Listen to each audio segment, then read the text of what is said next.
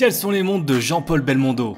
Quels sont les garde-temps que l'on porte quand on fait partie des monuments du cinéma français? Faut-il absolument porter une G-Shock lorsqu'on saute d'un immeuble ou d'une voiture en marche? C'est ce que l'on va découvrir aujourd'hui. Bébel, c'était les cascades, les punchlines, les succès, mais aussi les montres. Si c'est pour me demander l'heure, il est moins 10 les gars. Ton fric? Jean-Paul Belmondo, a.k.a. le Magnifique ou encore l'As des As, restera à jamais dans le cœur des Français et ce n'est pas sans émotion que nous allons vous présenter sa collection de montres. Suite à vos commentaires, cela faisait un moment que nous avions commencé la rédaction de cette vidéo et vous avez été nombreux à nous la redemander en septembre dernier, mais chaque vidéo prend beaucoup de temps et nous ne voulions en aucun cas précipiter les choses pour essayer de surfer sur cette actualité. Immense acteur et cascadeur français, mais aussi producteur de films et directeur de théâtre, Jean-Paul Belmondo est né en 1933 à Neuilly-sur-Seine et nous a malheureusement quittés à l'âge de 88 ans en septembre 2021. Cette vidéo c'est donc un peu notre façon de lui rendre hommage à notre manière en nous penchant sur cette passion commune. Et pour reprendre ces mots qu'il avait utilisés pour décrire le décès de sa fille Patricia, ce chagrin-là ne se dépasse pas, il demeure. À ses débuts au conservatoire, alors qu'il voulait intégrer la Comédie Française, il avait fait un bras d'honneur au jury qui avait décidé de ne pas lui remettre le prix malgré l'acclamation du public. Et il a eu raison de s'en foutre parce que en 50 ans de carrière, on estime que ses films représentent 160 millions d'entrées au cinéma et on ne compte pas celles au théâtre. Concernant ces montres, on retrouve la marque à la couronne et c'est d'ailleurs par elle que nous allons commencer pour passer ensuite sur quelques autres marques et finir avec sa montre fétiche. En 1966, dans Tendre Voyou, l'acteur portait une Rolex GMT Master. Non mais j'ai horreur des goujats. Il s'agit d'une pièce lancée au milieu des années 50 suite à une commande de la compagnie aérienne la Pan Am qui voulait équiper ses pilotes de montres affichant 2 fuseaux horaires simultanément. On ne va pas refaire l'histoire du modèle, mais sachez que c'est pour ça que la montre prend les couleurs bleu et rouge, couleurs principales du logo de la compagnie aérienne. Et le bleu et le rouge sont aussi les couleurs d'un autre logo que vous connaissez tous, celui du PSG. Et oui, pour la petite anecdote, le boxeur qui appréciait aussi beaucoup le foot fait partie de ceux qui ont fait décoller le PSG. Il y aurait investi beaucoup d'argent quand Daniel Huchter y a pris la tête du comité de gestion en 1973. Concernant la GMT du Magnifique, il s'agit certainement d'une référence 1675 lancée en 1959 et reconnue comme l'une des GMT Masters les plus iconiques. On reste chez la marque Dance Wilsdorf car à la fin des années 60, notamment dans le film O et non pas A, puisque l'acteur portait une Rolex Submariner. La toute première Submariner, la référence 6204, remonte à 1953. Celle qu'il porte ici semble être une référence 5508, la toute dernière Submariner sans protège-couronne. Celle-ci fut produite de 1958 à 1962 et elle n'était étanche qu'à 100 mètres. Quelques années plus tard, au tout début des années 70, on le voit à nouveau avec cette montre dans le film Le Casse. Et dans Le Professionnel en 1981, il porte également une Submariner, mais cette fois-ci sur un bracelet acier. Elle prend même un rôle important dans le film puisque son personnage insiste pour passer chez lui récupérer sa montre fétiche. Difficile d'être sûr de la référence exacte, mais on décèle un protège-couronne qui pourrait correspondre à une 5513. Celle-ci fut produite de 1962 à 1990 et son mouvement n'était pas certifié COSC contrairement à sa prédécesseur, la 5512, et elle se trouve régulièrement d'occasion aux alentours de 14 000 €. Toujours chez la marque à la couronne, on a pu voir Bébel en 1979 avec une Rolex Datejust dans Flic ou Voyou. La bière c'est 12 francs, on ferme.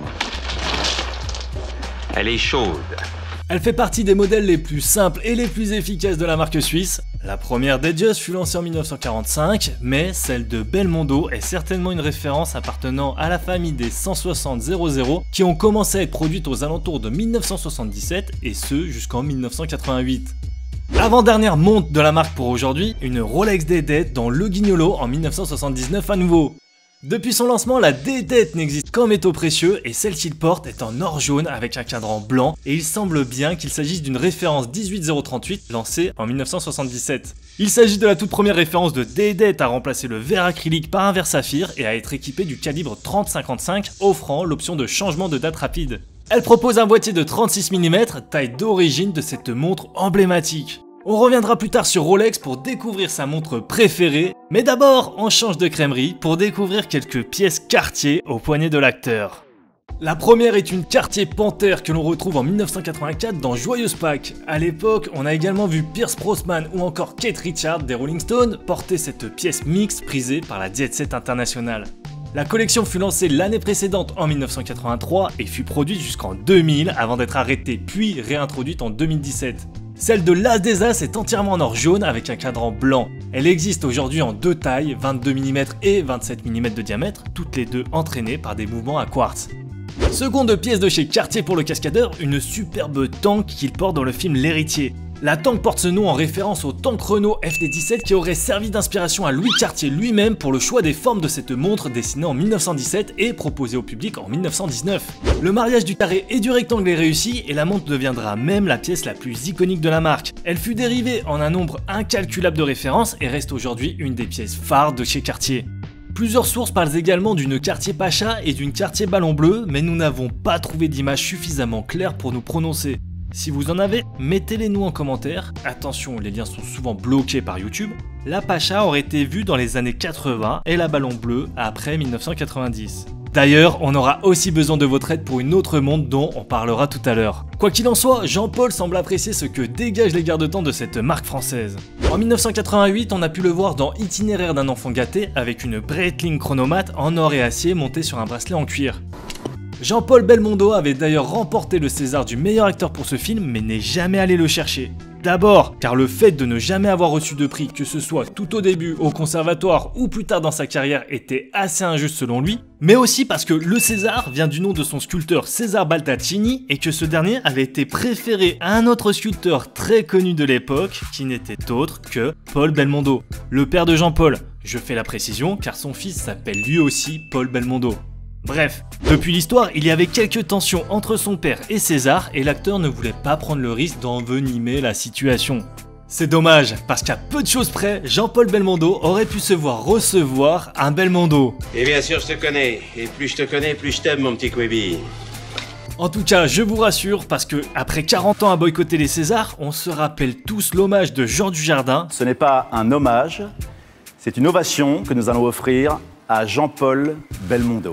Suivi de cette belle et émouvante standing ovation en 2017, mettant un terme à ce différend. Je veux remercier de tous vos applaudissements, hein? Ça me fait droit au cœur.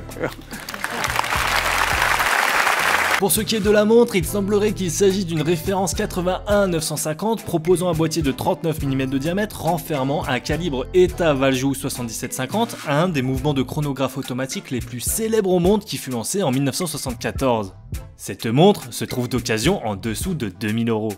On change de millénaire et on découvre Bebel tout au début des années 2000 à la télévision avec une Panerai Luminor Marina au poignet. Cette montre de plongée imposante au boîtier de 44 mm de diamètre sur lequel on retrouve le protège-couronne si caractéristique de la Luminor. Elle est équipée d'une lunette rotative unidirectionnelle comme toute montre de plongée qui se respecte et on retrouve un guichet de date à 3h ainsi qu'un sous-cadran petite seconde à 9h. Cette Panerai PAM 00024 se trouve d'occasion aux alentours de 5000 €. En 2009, Jean-Paul Belmondo porte une Hamilton Linwood dans le film Un homme et son chien. Hamilton fait partie du Swatch Group et est très souvent présente au cinéma. On a pu la voir au poignet de Bruce Willis dans Die Hard 5 ou encore au poignet de nombreux acteurs dans la série Men in Black qui portent tous des variantes de la célèbre Ventura, comme on en parle dans notre vidéo sur les montres cultes du cinéma. Les premières montres de la marque appelées Linwood remontent à 1938, mais c'est au milieu des années 90 qu'Hamilton a remis ce nom sur le devant de la scène avec un nouveau design qui inspirera ensuite de nombreux autres modèles. Dans le film Le Marginal, Belmondo porte un chronographe Porsche Design de couleur noire. Georges, oh là là là là. Ah, quel con! Regarde-moi ça! Ah ouais, bah non, je suis d'une maladresse. Ah ouais, bah, t'as de la place pourtant! Ah bon petit Georges, vous remettez ça, hein? Il s'agit d'une montre au style militaire née du partenariat entre Porsche Design et Orfina, un fournisseur de l'armée qui faisait partie des premières entreprises à maîtriser le concept de la finition PVD. A la base, cette technique était utilisée entre autres pour noircir les commandes des avions militaires pour améliorer le contraste des indications luminescentes et ainsi leur lisibilité. Ce n'est que plus tard que la finition fut utilisée pour des raisons esthétiques. Il s'agit donc d'un des tout premiers garde-temps de l'histoire à avoir reçu ce traitement. Cette montre fut dessinée par Ferdinand Alexander Porsche, petit-fils de Ferdinand Porsche qui est entre autres à l'origine de la 911. Excusez du peu. Son boîtier mesure 38 mm de diamètre pour 12,5 mm d'épaisseur, ce qui en fait une pièce relativement discrète. Elle est entraînée par un calibre suisse Lomania 5100, un mouvement de chronographe automatique reconnu comme très fiable et robuste. On peut noter qu'il s'agit d'une montre similaire à celle que l'on retrouve au poignet de Tom Cruise lorsque ce dernier joue un pilote d'avion légendaire dans Top Gun. Comme je vous le disais, on a besoin de votre aide pour identifier deux modèles. En 1984, on découvre une montre au poignet de l'acteur sur l'affiche du film Les Morphalous et il en porte une autre à l'écran. Problème, nous n'avons pas réussi à les identifier clairement. Une idée? Dites-le nous en commentaire. Avec votre gueule, vous ne pourrez jamais tenir une femme dans vos bras. Voici ce que lui avait dit son professeur du conservatoire Pierre Dux. C'est donc une belle revanche pour notre bébelle nationale de jouer le magnifique en 1973. Vous plaisez aux femmes? Je ne sais pas. Dans ce film, on le retrouve avec une Seiko UFO. Cette montre imposante dispose d'un boîtier en acier de 44 mm de diamètre et d'une lunette en aluminium. Il s'agit d'un superbe chronographe avec 2 sous-cadrans à 12h et à 6h et des guichets de date et de jour à 3h. Elle est entraînée par le calibre 6138B, offrant 45 heures de réserve de marche. Cette montre se trouve d'occasion entre 600 et 1500 €, relativement accessible donc pour une pièce de la collection du Magnifique. Il est maintenant temps de découvrir sa montre fétiche. Mais d'abord, voici une pièce qui a une histoire intéressante. En 1974, pendant le festival de Cannes, on a pu voir l'acteur avec une Breguet à calendrier perpétuel. Il pourrait bien s'agir de cette Breguet 576 qui a fait surface dans une vente aux enchères Christie's, indiquant qu'il s'agissait d'une montre fabriquée en 1972 et vendue le 22 décembre 1973 à un certain Monsieur Belmondo pour 3500 francs. Difficile de savoir s'il s'agit de Jean-Paul ou de son père qui a effectué cet achat, mais à en croire les photos du festival de l'époque, on a notre petite idée sur son propriétaire. Cette montre est entraînée par le mouvement mécanique 8813 et propose 2 guichets à midi indiquant le jour et le mois en cours. La date se lit en périphérie du cadran grâce à une longue aiguille dateur bleue. Dans le sous-cadran à 6h, on retrouve l'indicateur de phase de lune et la montre est équipée d'une complication de chronographe. Elle fut vendue aux enchères en 2016 pour 75 000 francs suisses, soit environ 70 000 €. Est-ce donc cela que l'on appelle une belle plus-value? On termine en beauté avec sa Rolex Daytona 6263 dite Big Red. Cette montre est considérée comme sa montre préférée, entre autres parce qu'on pouvait la voir à l'affiche du film Peur sur la ville sorti en 1975 et qu'il la portait également dans l'incorrigible la même année. C'est drôle ça. Qu'est-ce qu'il y a? Vos yeux, c'est la mer du Nord, la Flandre. L'ovale de votre visage, c'est la Renaissance italienne. Et dans l'Alpager en 1976. Cette pièce date de 1969 et Belmondo l'aurait achetée en 1970 à Paris aux environs de 3000 francs.